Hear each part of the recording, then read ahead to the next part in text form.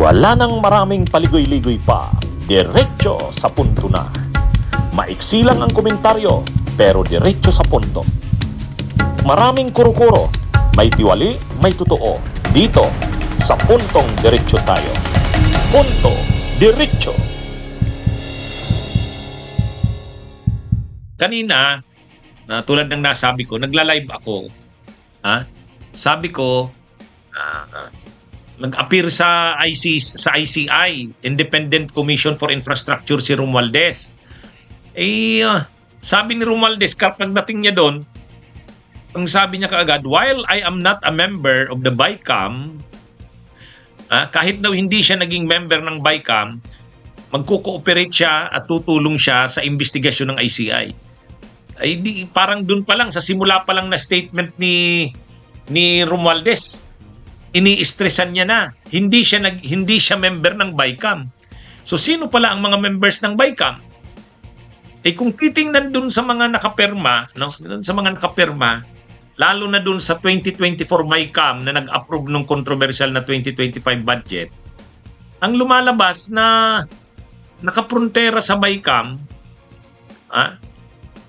nakalagay dito, conferees on the part of the Senate, Senator Grace Poe. Sa kanan naman, conferees on the part of the House of Representatives, nangunguna Saldico.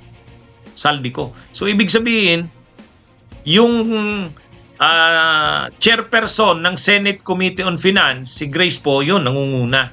Tapos doon naman sa House Appropriations Committee Chair, si Saldico, siya naman nangunguna. Di dapat mayroon ding perma yung Speaker sa Senate President. Ang problema, sa Speaker, wala. Ang nakapirma, si Escudero, Senate President. So, ibig sabihin, sabi ni Romualdez kanina, while I am not a member ng BICAM, tutulong daw siya sa investigasyon. So, ibig sabihin, parang naghugas kamay dito si Romualdez. Hindi ako dyan member sa BICAM. Oo nga naman, kung titingnan mo doon, wala ang pangalan niya. Pero nandun si Chis Escudero. Ang problema dito, si Grace po nagsabi, hindi naman, member daw siya ng BICAM, pero hindi naman daw siya talaga ang nag-ano doon. Hindi daw siya naging mapagpasya doon. Talagang ang nag-ano daw noon, si Saldico at saka si Escudero. At nakapirma nga talaga si Escudero. Ayan kitang-kita nyo, nakapirma. Pero wala si Romualdez. Parang naisahan ni Romualdez si Escudero. Napahamak yata si Escudero dyan. Kasi, ang pinakamataas na leader ng Kongreso, Senate President sa Senado, Speaker ng House. Tapos, ang pagdating naman sa budget, ang pinakamataas na dyan, yung Senate Committee on Finance Chairperson, si Grace Poe. Yung House Appropriations Committee Chair, si Saldico. Okay, nakapirma si Grace Poe, nakapirma si Saldico. Nakapirma din si Chis Escudero. Wala si Romualdez. Ano yun? Parang na-anticipate na ba ni Romualdez na posibleng magka-problema ito? Kaya hindi na siya pumirma, hindi na siya nag-member sa BICAM. Si Escudero naman, siguro, naisip niya, sila na lang ni Saldico ang mag-uusap tungkol sa budget. Budget yan. Ibig sabihin, kung kayo ang mangunguna sa pag-uusap tungkol sa budget, pabor yan sa inyo. Kaya lang, siguro hindi niya nakita na magkakaproblema yan later. Magiging pinaka-controversial na budget pala yan. Pero ang problema, nakapirma na si Chis. O anong nangyari? Napahamak siya dyan. Lalabas niyan sa bandang huli, ang mananagot dyan, sila ni Saldico. Ang problema si Saldico, wala naman dito. Hindi na yata uuwi yun sa Pilipinas. Sinong maiiwan na sulo niyang sasagot niyan? Si Chis Escudero. Ang daming problema ni Chis Escudero. May problema siya doon sa pinangalanan siya ni dating DPWH Yusek Bernardo. Dahil sa anomalya sa flood control. Tapos may problema siya sa COMELEC doon sa campaign donations, election offense. Tapos ito pa, siya pa ngayon ang nadidiin dyan sa insertions na yan, sa BICAM. Kawawang keso. Yan yata yung kanta ngayon, ang kawawang keso. Hindi niya yata na-anticipate yan .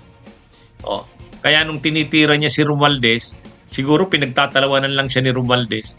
Pag naungkat ito, ang lahat ng ito, si Chis ang maano. Kasi wala si Saldico . Wala si Saldico, di siyang madidiin dyan. kanina nung dinidiscuss ko, hindi ko nakikita yung perma ni Chis pero naputol yun na mag-screenshot ako. Pero ito na, sabi ko maglalive uli ako.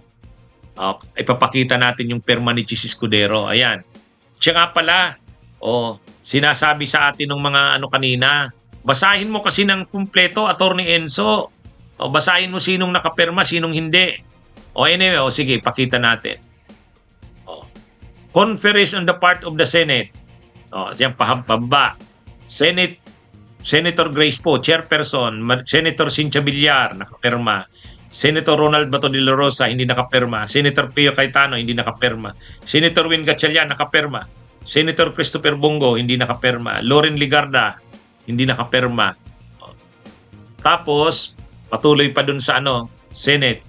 Senator Risa Hontiveros, hindi nakaperma. Aimee Marcos, hindi nakaperma. Joel Villanueva, hindi rin nakaperma.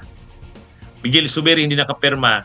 JB Ejercito, nakaperma. Mark Villan, hindi nakaperma. Tolentino, nakaperma. Tapos, Jinggoy Estrada, nakaperma.